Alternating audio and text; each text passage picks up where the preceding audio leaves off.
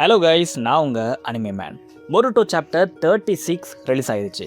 இந்த சாப்டர் ரொம்பவே சூப்பராக இருந்தாலும் ஃபேன்ஸுக்கு ஒரு மிகப்பெரிய ஷாக்கை இந்த சாப்டருடைய எண்டிங்கில் கொடுத்துருந்தாங்க. அது என்னங்கிற எல்லாத்தையும் இந்த வீடியோவில் பார்க்க போகிறோம். அதுக்கு முன்னாடி நம்ம சேனலுக்கு சப்ஸ்கிரைப் பண்ணிவிட்டு அப்படியே அந்த லைக் பட்டனையும் தட்டி விட்டுருங்க.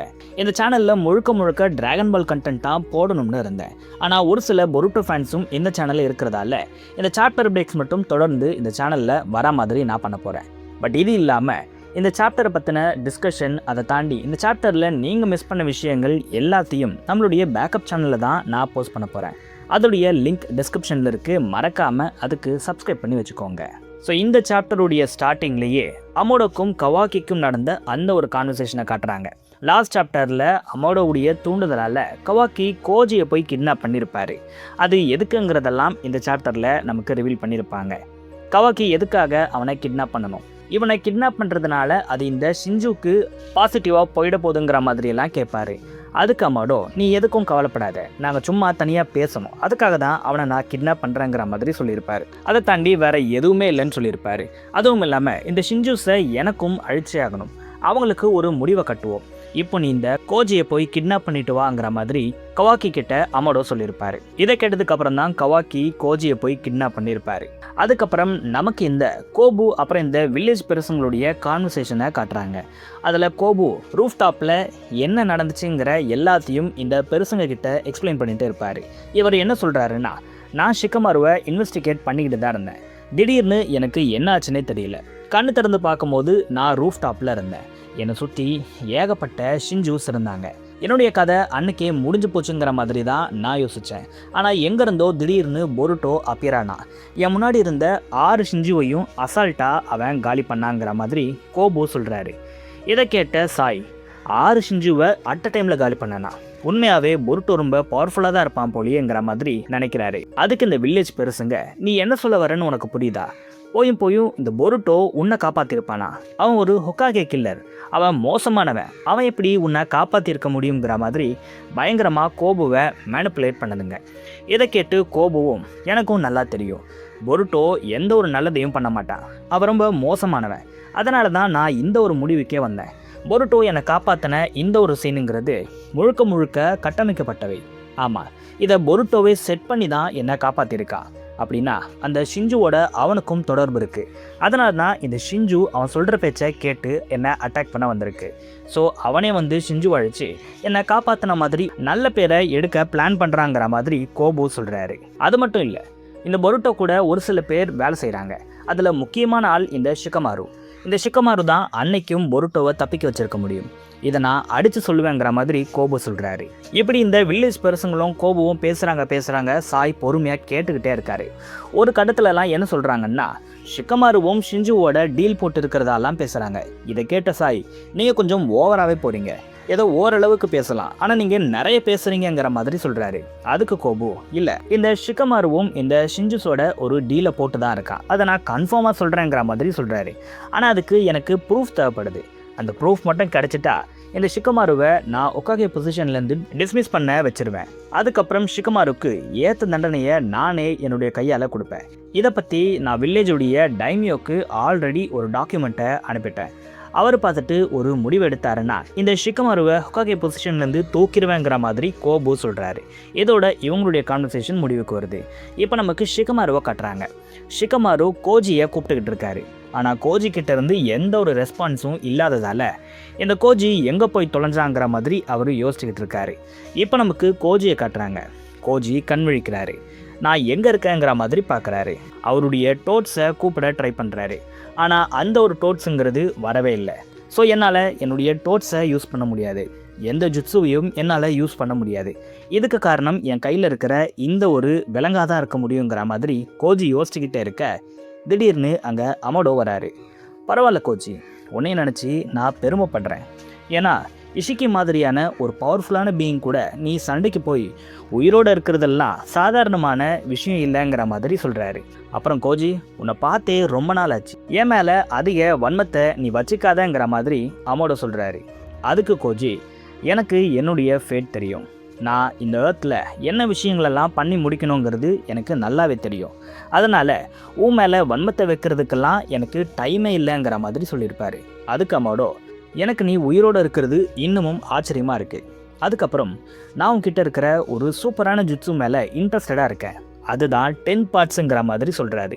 இவனுக்கு என்னுடைய 10 பார்ட்ஸை பற்றி எப்படி தெரியுங்கிற மாதிரி கோஜி யோசிக்க, அமோடோ இந்த 10 பார்ட்ஸை பற்றி எக்ஸ்பிளைன் பண்ணுறாரு. ஃப்யூச்சரில் நடக்க போகிற எல்லா பாசிபிலிட்டிஸையும் முன்னாடியே உனக்கு ஒரு சினிமா ரீல் மாதிரி காட்டுறது தான் இந்த ஒரு 10 பார்ட்ஸுடைய எபிலிட்டி.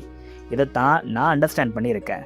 அது மட்டும் இல்லாமல் இந்த 10 பார்ட்ஸுடைய அப்டேட்டுங்கிறது உனக்கு 4 நாளுக்கு முன்னாடி வந்திருக்கு. அதாவது மாம்ஷி கூட நடந்த பேட்டலுக்கும் முன்னாடி தான் உனக்கு ஒரு அப்டேட்டே கிடச்சிருக்கு. அதிலிருந்து இப்போ வரைக்கும் உனக்கு எந்த ஒரு அப்டேட்டும் கிடைக்கல. இந்த 10 பார்ட்ஸுடைய எபிலிட்டியில் இருக்கிற ஒரு மிகப்பெரிய வீக்னஸே இதுதான். இது என்னதான் ஃப்யூச்சர்ஸை பற்றி நிறைய விஷயங்களை சொன்னாலும் இதில் இருக்கிற டைமுங்கிறது ரொம்பவே டிலே ஆகும்.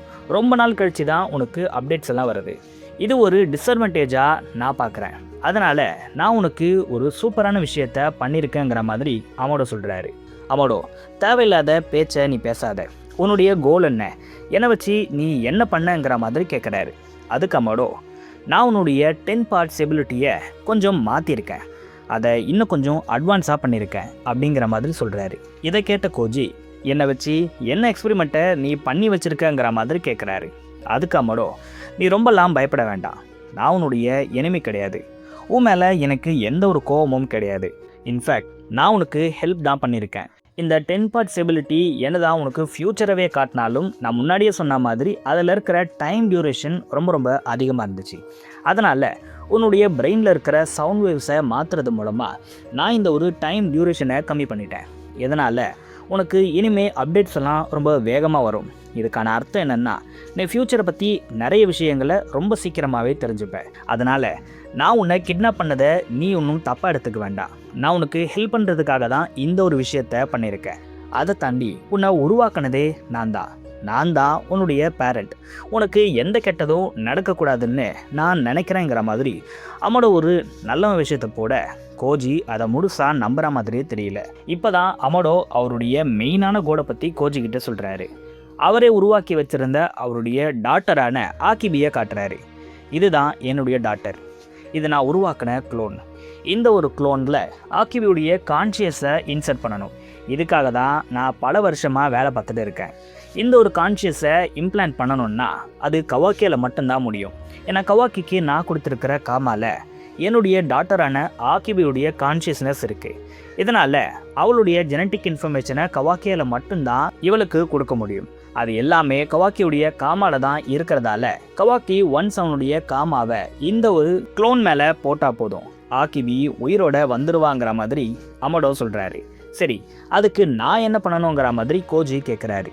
நீ ஒரு முக்கியமான வேலையை எனக்கு செய்யணும். உன்னால் எல்லா ஃப்யூச்சரையும் பார்க்க முடியுங்கிறத தாண்டி அது எல்லாத்தையும் நல்லாவே ஞாபகம் வச்சுக்க முடியும்னு எனக்கு தெரியும். கவாக்கி இந்த ஆக்கிபிக்கு அவனுடைய காமாவை கொடுக்குற மாதிரியான ஃப்யூச்சரை நீ இது வரைக்கும் பார்த்துருக்கியாங்கிற மாதிரி அமோடோ கேட்குறாரு.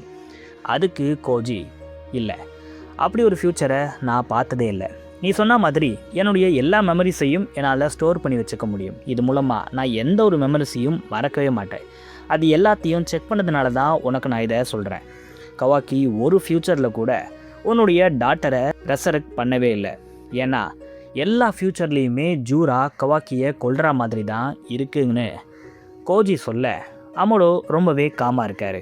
கோஜியை ரிலீஸ் பண்ணி விட்டுறாரு. ரொம்ப நன்றி, இதை உன்கிட்ட இருந்தே நான் தெரிஞ்சுக்கிட்டதால எனக்கு ரொம்ப சந்தோஷமாக இருக்குங்கிற மாதிரி அமோடோ சொல்கிறாரு. அடுத்த அப்டேட்டுக்காக நான் காத்துட்ருக்கேன். நம்மளுடைய ரியாலிட்டி எப்படி போகுதுன்னு தெரிஞ்சுக்கிறதுக்கு நான் ரொம்ப ஆர்வமாக இருக்கேன்னு சொல்லிட்டு கோஜியை அங்கேருந்து அமோடோ அனுப்பிட்டார். இன்னொரு பக்கம் பொருட்டோ அவருடைய கேவுக்கு வராரு. வந்து பார்த்தா அங்கே கோஜியை காணோம். ஆல் ஆஃப் த சடன் கோஜி அங்கே ரிவர்ஸ் சம்மன் செய்யப்பட்டு அப்பியர் ஆகிறாரு. என்னாச்சு, நீ எங்கே போனங்கிற மாதிரி கேட்க கோஜி உடனே இனோஜினை கான்டாக்ட் பண்ணுறாரு. சேம் டைமில் ஐடாவையும் அவர் கான்டாக்ட் பண்ணுறாரு. ஐடா கிட்ட என்ன கேட்குறாருன்னா, உடனே நீ பாஸ்ட்டை செக் பண்ணு, அதில் அமோடோ என்னை வச்சு என்ன எக்ஸ்பெரிமெண்ட் பண்ணாங்கிற மாதிரி எனக்கு பார்த்து சொல்லுங்கிற மாதிரி ஐடா கிட்ட கேட்குறாரு. ஐடா உடனேவா பண்ணணுங்கிற மாதிரி கேட்க அதுக்கு கோஜி, இதை நீ உடனே பண்ணணும், உன்னால் மட்டும்தான் இதை பண்ண முடியும்னு சொல்லிக்கிட்டே இருக்கும்போது அவருக்கு அப்டேட்ஸ் வந்துடுச்சு. அந்த ஒரு அப்டேட்டில் பொருட்டோ போட்ட எல்லா பிளானும் ஃபெயிலியர் ஆகுது. கோட் ஈஸியாகவே சரடாவை கிட்னாப் பண்ணிட்டான். அது இல்லாமல் ஏகப்பட்ட விஷயங்களை இதில் காட்டுறாங்க. அது எல்லாத்தையும் தனியாக ஒரு வீடியோவில் சொல்கிறேன். அது இல்லாமல் பொருட்டோ கொடுத்த அந்த ஒரு சாக்ரா பின்ஸ் எல்லாத்தையும் கோட் தனியாக எடுத்துட்டான்.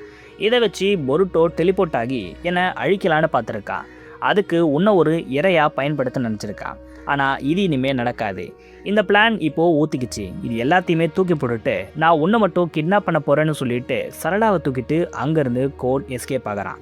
இது எல்லாத்தையும் பார்த்த கோஜி பொருட்டோ டெலிபோர்ட் ஆகாதன்னு சொல்கிறதுக்குள்ளேயே பொருட்டோ அங்கேருந்து மறைஞ்சு போய் கோட் இருக்கிற அந்த ஒரு இடத்துக்கு டெலிபோர்ட் ஆகிறாரு. பார்த்தா கோட் எப்பயோ அங்கேருந்து அவருடைய சீக்ரெட் ஹைட் அவுட்டுக்கு போயிட்டாரு. மறுபடியும் கோஜி பார்த்த அந்த ஒரு ஃப்யூச்சர் விஷுவல்ஸை காட்டுறாங்க. அதில் ஏகப்பட்ட விஷயங்கள் இருக்குது. பொருட்டோவை மறுபடியும் மொமோஷிக்கி டேக் ஓவர் பண்ணக்கூடிய அந்த ஒரு விஷுவலும் இருக்குது. இதோட இந்த ஒரு சாப்டர் முடியுது. பொருட்டோ ஃபேன்ஸ்க்கு ஷாக் கொடுத்த அந்த ஒரு இன்ஃபர்மேஷன் என்னென்னா, இதோட 2 மாதத்துக்கு பொருட்டோ சாப்டர் வராது. கிட்டத்தட்ட செப்டம்பர் மாதம்தான் அடுத்த சாப்டரே வரப்போகுதுங்கிற மாதிரி ஒரு குண்டை தூக்கி போட்டுட்டு இந்த சாப்டரை முடிச்சிருக்காங்க. ஆனால் இந்த 2 மாதத்துக்கு இந்த சாப்டரில் ஏகப்பட்ட விஷயத்தை டீகோட் பண்ணுற மாதிரி தான் கொடுத்துருக்காங்க. அது எல்லாத்தையும் நான் அந்த சேனலில் அப்லோட் பண்ணுவேன். மறக்காமல் அந்த சேனலுக்கு சப்ஸ்கிரைப் பண்ணி வச்சுக்கோங்க. இந்த சாப்டர் உங்களுக்கு எவ்வளோ பிடிச்சிருந்துச்சு, இதுக்கு என்ன ரேட்டிங்ஸை கொடுப்பீங்கன்னு மறக்காமல் கமெண்ட்ஸில் சொல்லுங்கள்.